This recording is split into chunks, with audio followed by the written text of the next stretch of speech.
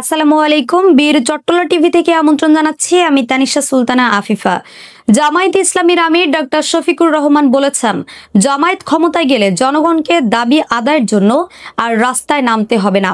শনিবার সকালে forum of diploma engineers Bangladesh FDEB এর বার্ষিক কাউন্সিল অধিবেশনে তিনি এই কথা বলেন।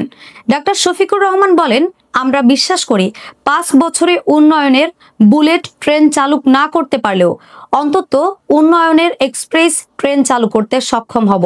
তিনি জানান, নৈতিক ও বৈশ্বিক শিক্ষার সমন্বয় সাধন করা হবে, যাতে শিক্ষা শেষ করেই শিক্ষার্থীরা কাজের সুযোগ পায়।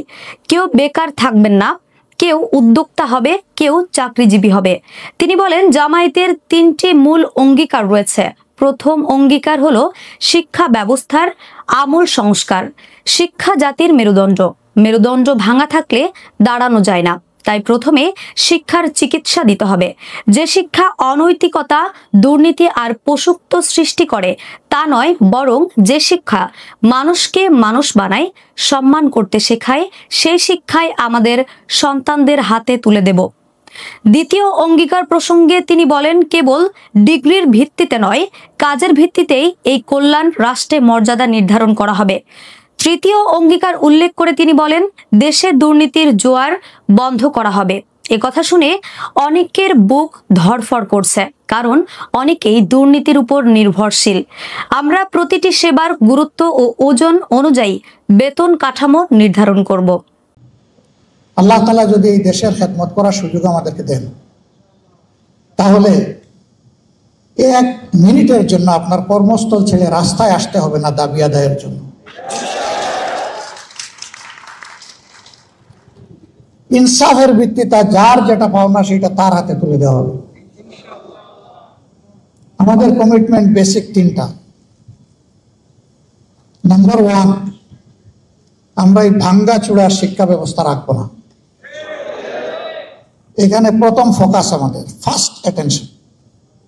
আমার মেরুদণ্ড নাই তো আমি দাঁড়াবো কিভাবে, আমি বসবো কিভাবে? মেরুদণ্ড ছাড়া তো শুইতেই পারবো না, আমি তো একটা ফুটবল হয়ে যাব। প্রথমে মেরুদণ্ডেই চিকিৎসার জন্য হাত দিতে হবে। এখন কেউ যেন আবার অপপ্রচার না করে যে উন্নয়নের শিক্ষা বাদ দিয়ে এখন শুধু হাদিস কোরআনের শিক্ষা দেওয়া হবে। আরে ভাই, হাদিস কোরআনের ভিতরেই তো সব উন্নয়ন আছে, এবং এটাকে সাপোর্ট করতে গিয়ে দুনিয়ার যত উন্নয়নের শিক্ষা সব ইনকর্পোরেট করা হবে ইনশাআল্লাহ। আমরা শুধু যে শিক্ষা মানুষের মধ্যে অনৈতিকতা সৃষ্টি করে, মানুষকে করাপ্ট বানায়, মানুষকে একটা ইতর প্রাণী বানায়, আমরা ওই শিক্ষা দেব না। মানুষকে যে শিক্ষা মানুষ বানায়, যে শিক্ষা প্রত্যেকটা মানুষকে সম্মান করতে শেখায়, মর্যাদা দিতে শেখায়, আমরা ইনশাল্লাহ সেই শিক্ষাটাই আমাদের ছেলে মেয়েদের হাতে তুলে দেব। এবং এই শিক্ষার সাথে সর্বোচ্চ বৈষয়িক উৎকর্ষের শিক্ষাটাও থাকবে। নৈতিক আর বৈষয়িক 2 শিক্ষার মহামিলন হবে ইনশাআল্লাহ, যার ফলে শিক্ষার পাঠ চুকে একটা ছেলে কিংবা মেয়ে বের হওয়ার পরে তার যোগ্যতা অনুযায়ী সে কাজ পেয়ে যাবে। হয় সে উদ্যোক্তা হবে, না হয় সে সার্ভিসের একটা জায়গা পেয়ে যাবে, সে বেকার থাকবে না। বেকারত্ব তো জাতির জন্য ক্ষতির কারণ। হ্যাঁ, বয়স যাদের হয়ে গেছে, এই দেশকে জাতিকে সেবা দিয়ে এখন আর শরীর যাদের কুলোয় না, তারা ইনশাল্লাহ বেকার নন, আমাদের সম্মানিত সম্পদ হিসাবে আমাদের বুকে থাকবে ইনশাল্লাহ। কিন্তু কোনো যুবক যুবতী কাজের বাইরে থাকবে না, কাজ যেটাই হোক তার হাতে একটা থাকবে। হয় সে উদ্যোক্তা, না হয় সে চাকরিজীবী, একটা কিছু হবে ইনশাল্লাহ।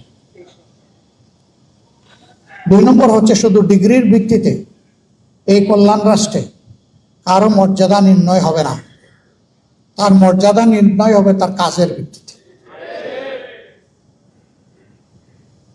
পাশের দেশ ডক্টর আব্দুল কালাম, তাদের নিউক্লিয়ার সায়েন্টিস্ট, তিনি কি মাস্টার ডিগ্রি ছিলেন না? গ্রাজুয়েট ছিলেন, ইন্টারমিডিয়েট ছিলেন, হাই স্কুল পাস করেছেন? কিছুই না। কিন্তু পরবর্তী পর্যায়ে অনেক কিছুই হয়েছে তার। সেই জাতি তো তাকে সম্মান দিয়েছে।